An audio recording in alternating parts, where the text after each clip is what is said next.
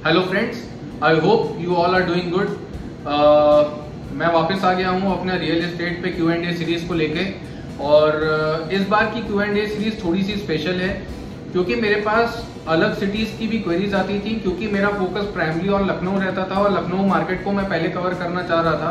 इस वजह से मैं कुछ ऐसे क्वेश्चंस नहीं ले पाता था जो लखनऊ सिटी से बाहर है या जिनका कॉन्टेक्स्ट NCR या बाहर के मार्केट पे है। लेकिन आज मैं स्पेशली ऐसे 5 क्वेश्चंस ले रहा हूं जो डिफरेंट सिटीज के अलग अलग एरियाज को कवर कर रहे हैं। और मैंने लखनऊ के ऑडियंस के लिए भी एक क्वेश्चन बिल्कुल लिया है, एक ऐसी क्वेरी जो पिछले 8-9 दिन में या पिछले 15 दिन में मेरे पास कम से कम 20 से ज़्यादा या 25 से ज़्यादा क्वेरीज आई। तो पर्टिकुलरली उस क्वेश्चन को भी मैं कवर करूंगा। तो स्टार्ट करते हैं आज की Q&A series.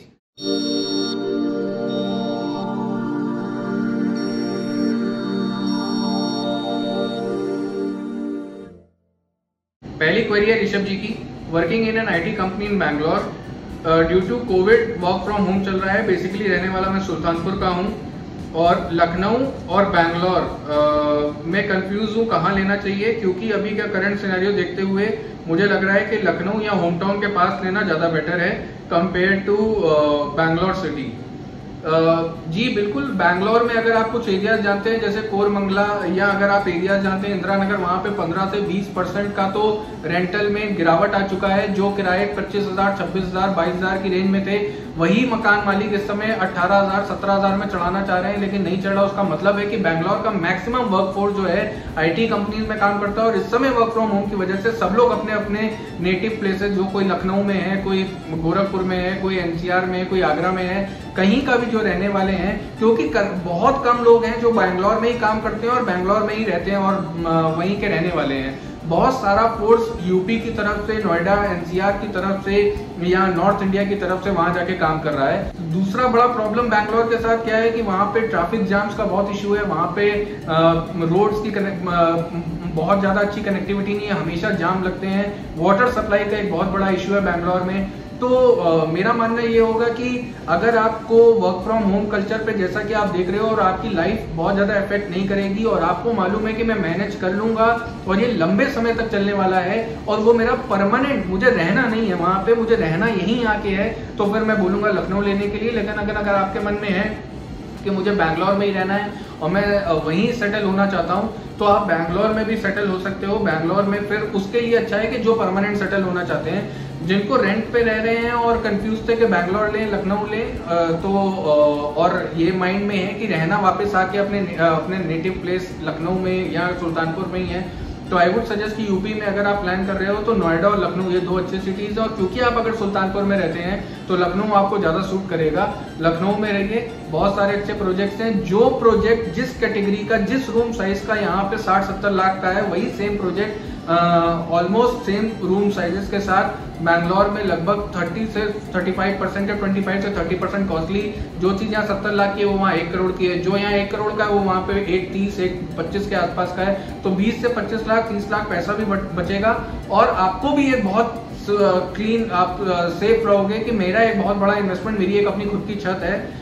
Work from home जैसे सिचुएशन में या कोरोना जैसे पेंडेमिक में अगर आप बैंगलोर से ट्रैवल करके डायरेक्टली अपने होम टाउन नहीं जाना चाहते हैं, तो आप बीच में 15 दिन 20 दिन के लिए वहां स्टे भी कर सकते हो, उसके बाद आप जा सकते हो। आपको किसी होटल में रुकने की जरूरत नहीं। ऐसे करके बहुत सारे factors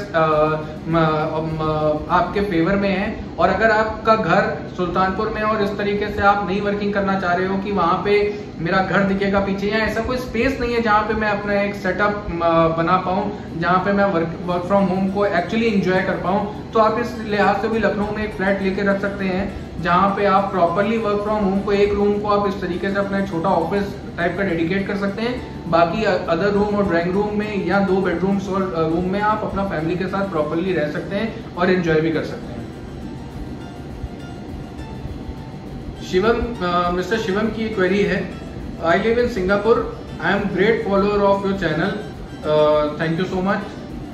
Want to invest in Noida or Greater Noida and only interested in grade A builders, especially Godrej. Okay, मैं आपका पॉइंट समझ गया। आप नोएडा, ग्रेटर नोएडा में कंफ्यूज हो, और बेसिकली गोदरेज या बड़ा ब्रांड चूज करने के पीछे लॉजिक ये है कि एनसीआर मार्केट में मैं इतना पुराना होने के बावजूद, इस रियल एस्टेट मार्केट से जुड़ा होने के बावजूद बहुत डरता हूँ। Real estate market Noida NCR का या दिल्ली एनसीआर का बहुत ज़्यादा क्लीन क्लियर मार्केट नहीं है। बिल्डर उसमें बहुत बड़ा हाथ बहुत सारे रियल एस्टेट से जुड़े लोगों का है, जिसमें बिल्डर्स भी हैं, जिसमें कुछ ब्रोकर्स भी हैं। सब लोगों ने उस मार्केट को कस्टमर पॉइंट ऑफ व्यू से बहुत ज़्यादा खिचड़ी सी बना दी है। ऐसे में चूज करना, क्योंकि आप सिंगापुर में रहते हैं, तो गोदरेज एक बहुत बड़ा ब्रांड है, डीएलएफ एक बहुत अच्छा ब्रांड है, टाटा एक बहुत बड़ा ब्रांड है। ऐसे कुछ 4, 5, 6 बिल्डर्स हैं, ग्रेड ए बिल्डर, जिन पे अगर आप लेते हो तो डेफिनेटली मालूम है कि प्रोजेक्ट भी अच्छा बनेगा, टाइम से डिलीवरी हो जाएगी, और जो भी एमिनिटीज वो प्रॉमिस कर रहे हैं वो एमिनिटीज भी पूरी एमिनिटीज के साथ, सारी चीजों के साथ वो आपको मिलेगा। तो ऐसे में जो मैंने प्रोजेक्ट आपके लिए चूज किया था वो था Godrej woods.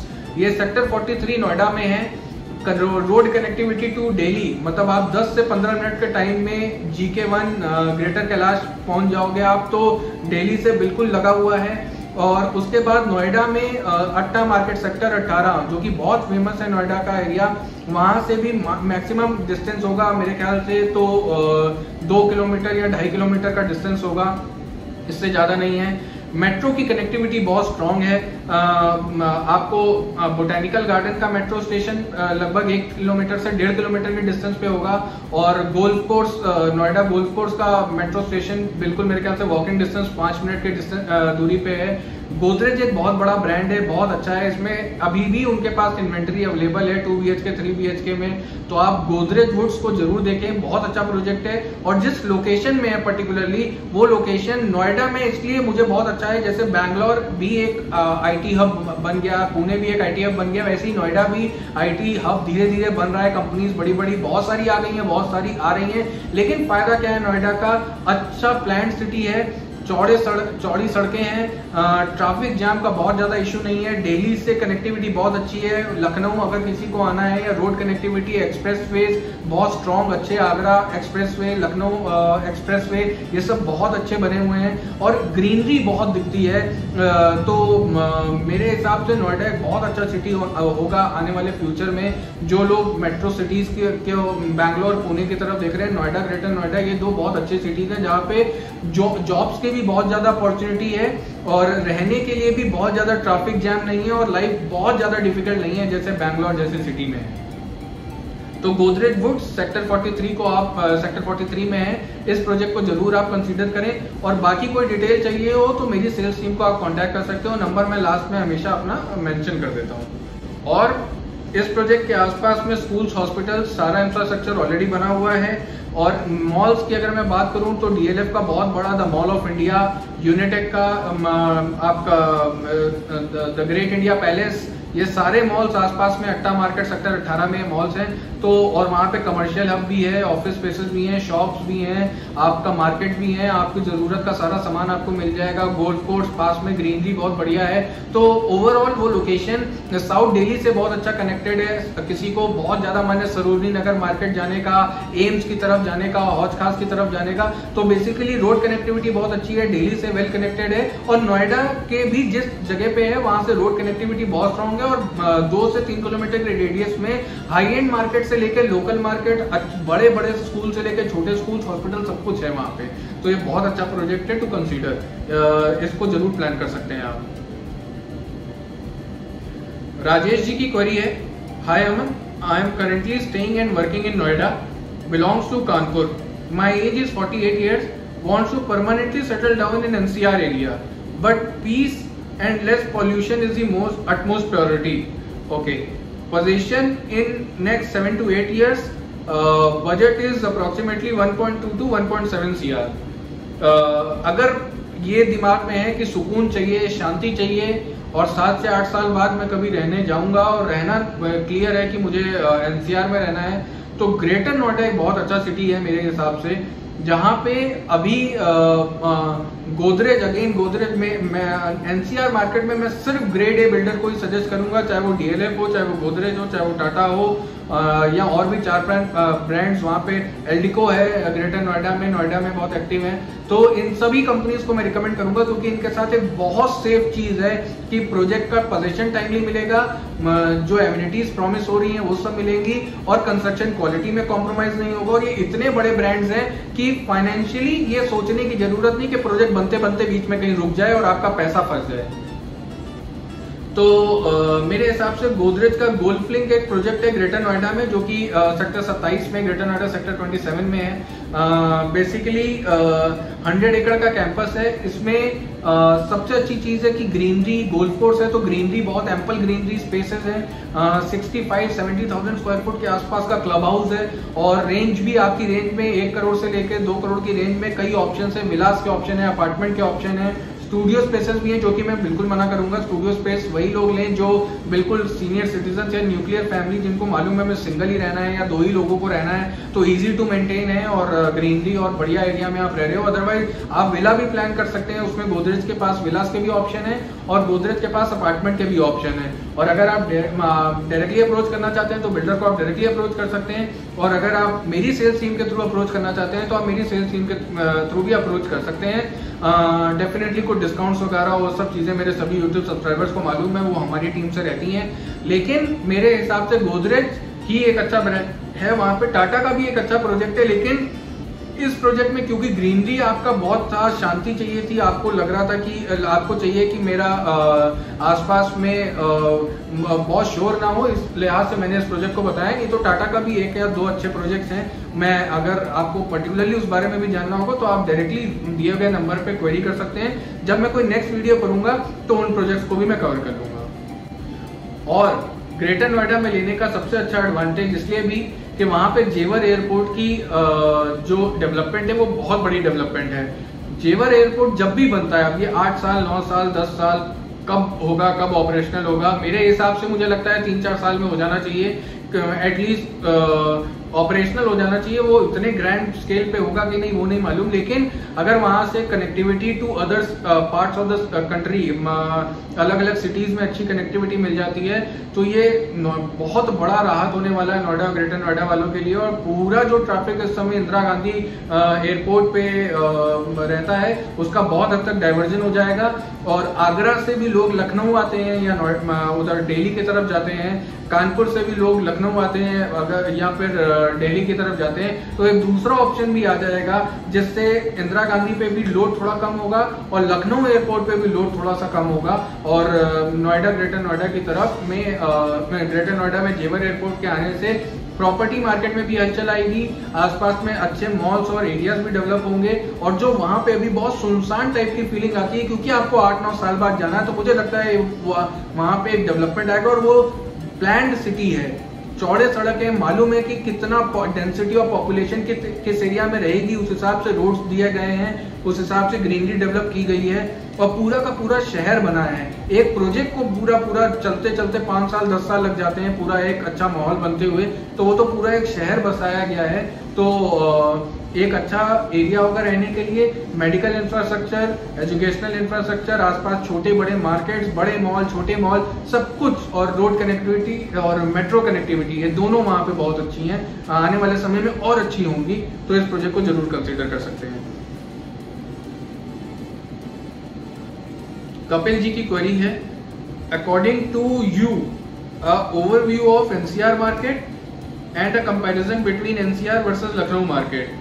As I belong to Lucknow, but it's been 17 years I am working here in Delhi. I have business in medical line in both Lucknow and Noida. I am confused between two cities. Help me choosing one. And if you can just suggest top brands in Delhi NCR. Sir, अभी तो medical line पे है आपका काम चल रहा है, अभी तो काम बहुत बढ़िया चल रहा होगा। पेंडेमिक की वजह से अगर कोई 1-2 बिजनेस जो इस समय फ्लरिश किए हैं, बहुत बढ़िया चल रहे हैं, वो एक मेडिकल लाइन में है और बेसिकली, और सेकेंडली आपका ग्रॉसरी और डेली यूज की आइटम्स, और बाकी अमेजोन से तो हम लोग सब कुछ डेली बहुत कुछ मंगा रहे हैं आजकल घर बैठे बैठे। जो लोग ठीक है या जो लोग रिकवर कर चुके हैं, तो बेसिकली एनसीआर मार्केट का अगर ओवरव्यू है तो एनसीआर मार्केट में डेवलपमेंट बहुत है, लखनऊ के कंपेयर में बहुत एडवांस मार्केट है, रोड कनेक्टिविटी अच्छी है, इंफ्रास्ट्रक्चर बहुत अच्छा है, हॉस्पिटल, स्कूल्स, सारे मायनों में जिस भी चीज़ में आप सोचोगे, रेस्टोरेंट, लेजर, रात की night life, everything is better than Lucknow. Lucknow में अगर एक चीज़ है तो वो है शांति। यहाँ पे पैसा भी है और सुकून भी है। दिल्ली एनसीआर में जितना मेरे लोगों से इंटरेक्शन होता है, पैसा तो है लेकिन शायद उतना सुकून नहीं है। तो ये अब आपके ऊपर है। और अगर एनसीआर मार्केट में चूज करना है बिल्डर्स में, तो ग्रेड ए बिल्डर्स मेरे हिसाब से जो मैंने लिस्ट बनाई थी उसमें DLF, Godrej, Tata group, Lodha, Sobha and Eldeco, ये 5-6 बहुत अच्छे बिल्डर्स हैं, ग्रेड ए प्लस कैटेगरी के बिल्डर्स हैं, जिसमें कोई डाउट ही नहीं है कि प्रोजेक्ट रुकेगा, पैसा फंसेगा, पोजीशन नहीं मिलेगा, कंस्ट्रक्शन क्वालिटी में कुछ कॉम्प्रोमाइज होगा। बाकी बीच में कुछ आज वीडियो में देखता रहता हूँ अलग अलग ग्रुप के जो बड़े बड़े नाम है, उसमें भी कंस्ट्रक्शन क्वालिटी की कंप्लेंट्स हैं, लेकिन एनसीआर में मैंने नहीं देखा उस तरीके के वीडियोस। बॉम्बे में मैंने बहुत फॉलो किए थे, या मेरे पास कुछ ऐसे क्वेरीज हैं और मेरे पास कुछ ऐसे एग्जाम्पल्स भी हैं जहाँ पे बड़ी बड़ी ब्रांड्स में अभी नाम नहीं लेना चाहूँगा, जिनमें कंस्ट्रक्शन क्वालिटी का बहुत इशू लोगों को आ रहा है महाराष्ट्र की तरफ, बेसिकली मुंबई सिटी में। लेकिन नोएडा एनसीआर में ऐसा कोई कंप्लेन नहीं है। लेकिन अगर आप कंपेयर करना चाहते हैं एनसीआर वर्सेस लखनऊ को, तो अगर आप सेटल डाउन होना चाहते हैं तो एनसीआर में दिल्ली मार्केट, दिल्ली में लेना चाहते हैं और बजट कोई बहुत बड़ा, क्योंकि आपने मुझे बजट कहीं भी मेंशन नहीं किया है, तो अगर बजट कोई इशू नहीं है तो दिल्ली में आप प्रॉपर प्लान कर सकते हैं। नहीं तो नोएडा में, जैसे मैंने गोदरेज का प्रोजेक्ट बताया जिसकी कनेक्टिविटी दिल्ली से बहुत पास है, वहाँ कर सकते हैं। मुझे ये भी नहीं अभी पता कि आपकी शॉप कहाँ या बिजनेस सेटअप एनसीआर में क्या है, और एनसीआर बहुत बड़ा है, ऐसे जवाब दे पाना बड़ा मुश्किल है। लेकिन नोएडा और ग्रेटर नोएडा मार्केट बेटर है। गुड़गांव के अलग प्रॉस एंड कॉन्स है, इसको अलग वीडियो में प्रॉपर कवर करेंगे कि पूरे एनसीआर मार्केट पे मैं आपको एक ओवरव्यू दूं। लेकिन इस चीज को कंपेयर करके बताना, लखनऊ के अपने प्लस माइनस है, एनसीआर के अपने प्लस माइनस है, ये बता पाना बड़ा मुश्किल है। बहुत जेनरिक क्वेश्चन है, इस पे प्रॉपर 1-2 वीडियो बन सकते हैं लंबे, आधे घंटे के, 1-1 घंटे के। तो थोड़ा अगर आप स्पेसिफिकली बताएंगे तो मेरे लिए आसान है। वैसे क्योंकि मैंने लखनऊ चूज किया था आज से 6 साल पहले, ऐसा नहीं है कि मैं लखनऊ का रहने वाला हूँ इसलिए मैंने लखनऊ चूज किया था। जब मैंने बिजनेस स्टार्ट किया था तो बहुत सारे मेरे पास बैंगलोर, हैदराबाद, पुणे, कई सिटीज में स्टार्ट करने का ये ऑप्शन था। मैंने लखनऊ जानबूझ के चूज किया था, मेरी गट फीलिंग, मेरी रिसर्च के हिसाब से मैंने लखनऊ को चूज किया था। और आज मैं इस पेंडेमिक के दौरान ये मुझे बहुत श्योरिटी है कि लखनऊ सिटी बाकी के बड़े मेट्रो सिटीज से बहुत सेफ है और ग्रोथ भी बहुत अच्छी है, रियल एस्टेट टर्म्स में मैं बात कर रहा हूँ।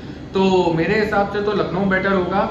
अब बाकी it all depends on your choice, आपको किस तरीके का लाइफस्टाइल पसंद है, किस तरीके की आपकी फैमिली को लाइफस्टाइल पसंद है, तो उस तरीके से आप प्लान कर सकते हैं। अदरवाइज अगर मुझे रिटायरमेंट या सुकून मुझे ज्यादा पसंद है तो मैं लखनऊ चूज करता।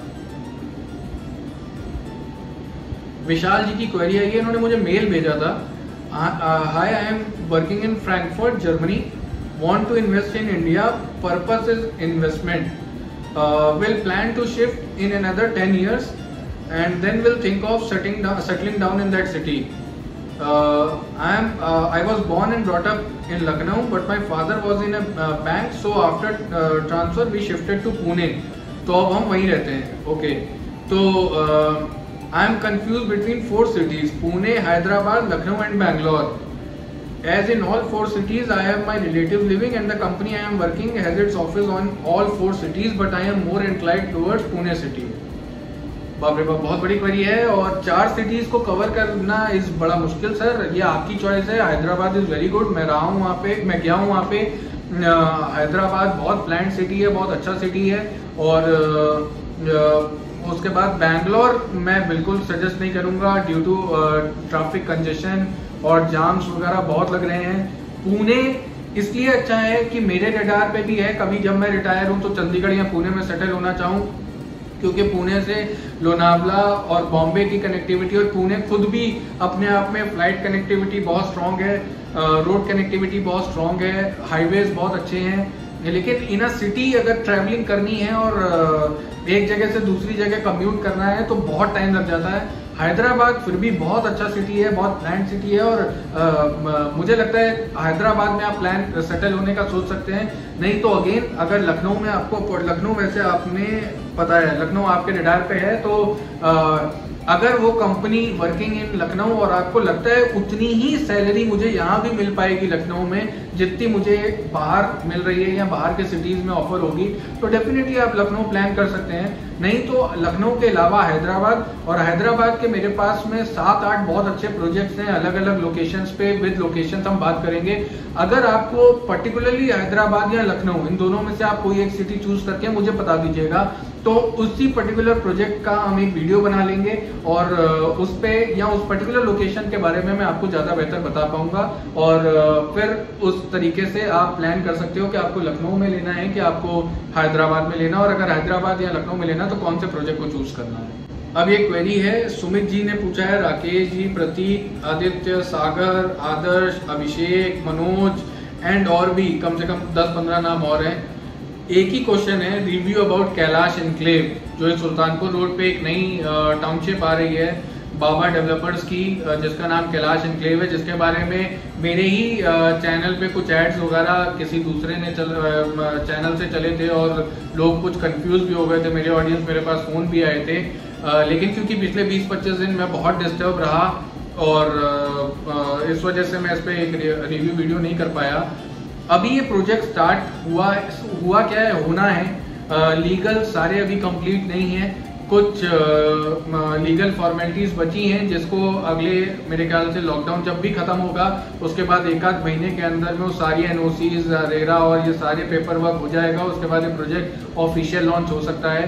3000 के आसपास का रेट है कंपनी का अभी, और जो कि वो 3100 या 3200 करने के मूड प्लान में है अगले कुछ 1-1.5 महीने में या लॉन्च के बाद तुरंत ही।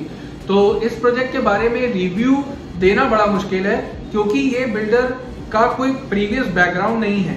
गाजियाबाद के बेसिकली गाजियाबाद से यहाँ लखनऊ में आए हैं, गाजियाबाद में भी कोई प्रोजेक्ट डिलीवर नहीं किया है, बनाए मतलब इस फील्ड में पहली बार आए हैं। अभी तक जो काम था वो रियल एस्टेट लाइन से जुड़ा हुआ ही काम था, लेकिन प्रॉपर प्रोजेक्ट एग्जीक्यूशन नहीं था। प्रोजेक्ट में सामान का सप्लाई या किसी भी तरीके का मटेरियल का कुछ अलग उनका वर्क था। रियल एस्टेट में प्रोजेक्ट को बनाना, देखना, दिखाना सबको मन है, मुझे भी मन है मैं एक दिन बिल्डर बन जाऊं, लेकिन मुझे मालूम है कि उसमें कितने एन नंबर ऑफ चैलेंजेस हैं जो मुझे फेस करने हैं पड़ेंगे, कितने an number of legal issues हैं जो मुझे समझने पड़ेंगे, किस सामान को किस समय ऑर्डर करना है ताकि प्रोजेक्ट डिले ना हो, किस लीगल पेपर को कब अप्लाई करना है ताकि टाइम से सारे पेपर कंप्लीट हो जाए, रजिस्ट्री स्टार्ट हो जाए।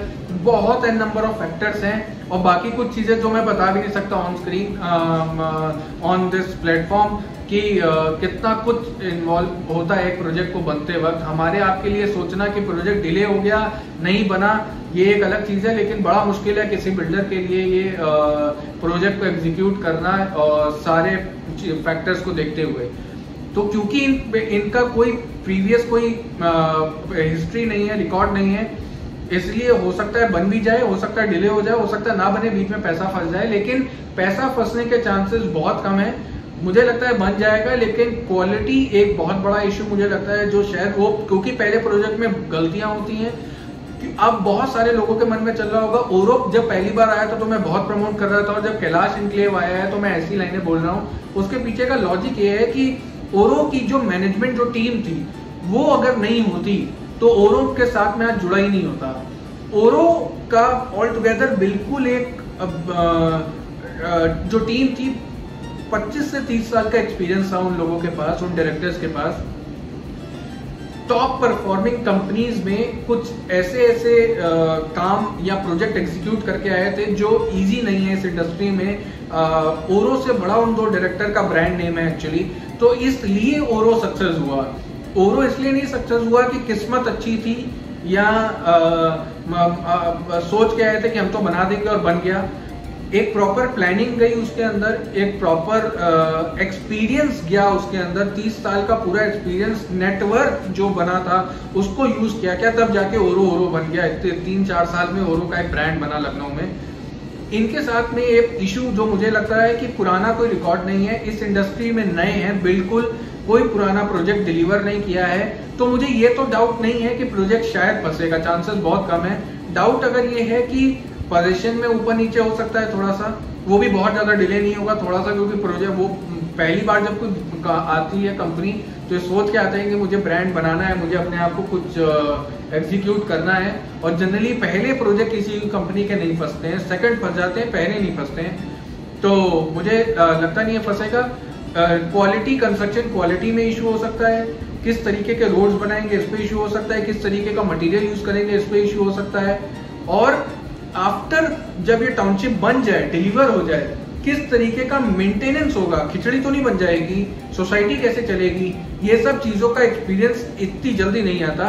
ये कुछ फैक्टर्स हैं। अगर मैं लोकेशन में बात करूं तो जलसा रिजॉर्ट के पीछे है, लोकेशन बहुत अच्छी है, और अगर रिस्क टेकिंग एबिलिटी है तो इस प्रोजेक्ट में जा सकते हैं। प्योर रहने पॉइंट ऑफ व्यू है तो आज से 1 साल बाद प्लान कर सकते हैं, या 8 महीने 6 महीने बाद प्लान कर सकते हैं। और जैसा कि मेरे पास जो पेमेंट प्लान आया उसमें 120 दिन में वो रजिस्ट्री हो रही का लिख के दे रहे हैं कि 120 डेज में रजिस्ट्री हो जाएगी, और 120 डेज का पेमेंट प्लान है। मुझे आई डाउट कि 120 डेज में पूरा हो जाएगा, और अगर इतनी तेजी से पेमेंट ले लेंगे तो आपको समझने का भी मौका नहीं मिलेगा कि क्या चीजें सही हैं गलत हो रही हैं। तो आई वुड से कि आप थोड़ा वेट करें, वेट एंड वॉच, और अगले 6-7 महीने बाद अगर प्लान करना है तो करें, क्योंकि पहले प्रोजेक्ट को समझें, किस तरीके का काम हो रहा है उसको समझें, किस तरीके का मटेरियल यूज होता है उसको समझें, मेंटेन कैसे करेंगे उसको समझें, तब जाएं। और जो प्योर कोर इन्वेस्टर्स हैं जिनको इस बात से फर्क भी नहीं पड़ता कि क्या होगा, मुझे तो रहना ही नहीं है, मैं तो सिर्फ पैसा लगा रहा हूँ और बेच दूंगा कभी, तो उस रोड पे और भी दो चार ऑप्शन है। लेकिन ये लोकेशन वाइज बाकी सफायर और जो ओरू की अपकमिंग टाउनशिप है उससे भी अच्छी लोकेशन पे है। तो अगर लोकेशन पे अगर जाना है, प्योर इन्वेस्टमेंट है, पैसा डालना है तो बिल्कुल डाल सकते हैं, लेकिन उनके पास रिस्क टेकिंग एबिलिटी होनी चाहिए कि प्रोजेक्ट डिले हो गया तो भी कोई बात नहीं, अगर मैंने जो रिटर्न सोच के लगाया था उतना नहीं मिला तो भी कोई बात नहीं, और अगर मैंने सोचा था पैसा 4 साल में खाली हो जाएगा और 7 साल 6 साल में खाली हुआ तो भी कोई बात नहीं। लेकिन जो लिमिटेड फंड्स के साथ लगाना चाहते हैं वो किसी ब्रांड के साथ ही जाएं, क्योंकि जब एक ब्रांड बन जाता है और जब वो मैनेजमेंट को आप समझ जाओ, या उनका काम ही चाहे कैलाश में ही ले, कैलाश एनक्लेव में ही ले, लेकिन जब बन जाए, देख लें कि अब बिल्कुल सेफ है और बहुत अच्छी क्वालिटी का मटेरियल यूज हो रहा है, तो उसमें आप बिल्कुल परचेज कर सकते हैं। मुझे लगता है आज का वीडियो थोड़ा लंबा भी हो गया, और होपफुली मैंने सारे पॉइंट्स को कवर करने की कोशिश करी है, और लखनऊ में इस प्रोजेक्ट के बारे में जितनी मेरे पास जानकारी थी, इससे ज़्यादा जानकारी मैं शेयर भी नहीं कर सकता, क्योंकि अभी बहुत सारे रेरा नंबर नहीं आए, नोटिस कुछ नहीं प्रोक्योर हो पाई हैं, और लॉकडाउन भी आ गया बीच में। तो कोई पर्सनली मुझे कॉल करके प्लीज़ इस प्रोजेक्ट के बारे में बहुत ज़्यादा डिटेल्स ना पूछे, ना मैं शेयर करूँगा, ना मेरी टीम शेयर कर पाएगी। जब थोड़ा सा वेट करें, जैसी सारी चीज़ें आ जाएंगी उस पर एक अपडेट कर दूंगा। और लखनऊ वालों के लिए मैं एक अपडेट लेकर आया हूँ। MI बिल्डर्स का एक प्रोजेक्ट है रॉयल कोर्ट, जो कि गोमती नगर एक्सटेंशन में लॉन्च हुआ है, रेरा नंबर आ गया है। ये प्रोजेक्ट रसल कोर्ट के बैक साइड में है, जहाँ पे MI का रसल कोर्ट है उसी के पास में ये प्रोजेक्ट है। रॉयल कोर्ट 15 फ्लोर के टावर्स हैं और 3 या 4 टावर का प्रोजेक्ट है। 89-90 लाख रुपीज से लेके 1.2-1.25 CR की रेंज का ये प्रोजेक्ट होने वाला है। 2025 में पोजीशन होगा, अभी कंस्ट्रक्शन शुरू नहीं हुआ है, और मतलब फॉल सीलिंग, AC वगैरह लगा के मॉड्यूलर किचन के साथ पूरा प्रोजेक्ट लेकर के आए हैं। ज़्यादा डिटेल्स के मेरे पास अभी नहीं आई हैं, ज़्यादा डिटेल्स के लिए आप डायरेक्टली MI बिल्डर की साइट पे जाके उसको कंफर्म कर सकते हैं। और इसी कंपनी के 1-2 प्रोजेक्ट और लॉन्च होने हैं, लेकिन अभी क्योंकि मैं क्लियर नहीं हूँ कि वो अभी मार्केट में वो इन्फॉर्मेशन आउट हुई है कि नहीं हुई है, इसीलिए मैं अभी ज़्यादा खुल के नहीं बता पाऊँगा। लेकिन एक बार मैं श्योर होता हूँ कि सारी चीज़ें ओके हैं और प्रोजेक्ट प्री लॉन्च या लॉन्च हो रहा है तो उसका भी अपडेट आपके साथ शेयर करता रहूँगा। उम्मीद कर रहा हूँ मेरे कंटेंट, मेरे वीडियो पसंद आएंगे और पसंद आ रहे होंगे। और अगर इस बार वाली ये सीरीज थोड़ी अच्छी लगी हो, जिसमें मैंने कुछ अलग सिटीज़ के भी लोकेशंस को कवर किया है, तो आप पर्टिकुलरली मेरे पास सिटी से related Pune, Bangalore, Hyderabad, NCR market, इन सिटीज़ पे भी अगर आपको कोई पर्टिकुलर लोकेशन पे बात करनी है, किसी प्रोजेक्ट पे बात करनी है, किसी प्रोजेक्ट में कंफ्यूज हैं, तो आप प्लीज़ उसके लिए भी मुझे मेरे मेल ID पे भी मेल ड्रॉप कर सकते हैं, नहीं तो नीचे YouTube के नीचे गूगल लिंक रहता है, उस पर अपनी क्वेरी भेज सकते हैं। नहीं तो एक व्हाट्सएप नंबर मैं मेंशन कर देता हूँ वीडियो के लास्ट में, उस व्हाट्सएप नंबर पे अपनी क्वेरी पोस्ट कर सकते हैं। आपके जवाब देने की मैं जल्द से जल्द कोशिश करूँगा। उम्मीद कर रहा हूँ आप लोग सब सेफ रहो, घर पे रहो, और अगर काम करने बाहर जाना पड़ रहा है तो बिल्कुल जाएं, लेकिन डरे नहीं, लेकिन प्रिकॉशंस लेके जाएं, सारे प्रिकॉशंस लें, मास्क पहने, सैनिटाइजर्स का यूज़ करें, हाथ धोएं, सोशल डिस्टेंसिंग बना के रखें, 6 फीट नहीं 6 फीट से ज़्यादा की सोशल डिस्टेंसिंग बना के रखें अगर पॉसिबल हो तो, और पॉसिबल ना हो तो बनानी पड़ेगी अगर हमको अपने आप को सेफ रखना है, दूसरों को सेफ रखना है बेसिकली। उम्मीद कर रहा हूँ कंटेंट पसंद आ रहा होगा। प्लीज़ अपने दोस्तों में, अपने फ्रेंड्स, अपनी फैमिली में इस चैनल को ज़्यादा से ज़्यादा शेयर करें, ज़्यादा लोगों तक मैं पहुँचूँ ताकि ज़्यादा लोगों तक रियल एस्टेट के एग्जैक्ट क्वेरी का मैं जवाब दे पाऊँ, उनके फ्रॉड से उनको बच पाएँ, और उनको फुल पैसा वसूल, जब कोई भी डिसीजन लें तो फुल पैसा वसूल डिसीजन लें, कोई भी फ्रॉड में ना फंसें, और कोई भी किसी तरीके के प्रॉब्लम्स में, जिस तरीके के प्रॉब्लम पहले फेस करने पड़ते थे बिल्डर्स के साथ, उस तरीके के प्रॉब्लम्स ना फेस करने पड़े, इससे बचें। मेरे चैनल को फॉलो करें, सब्सक्राइब करें और वीडियोस को लाइक करें। Thank you so much.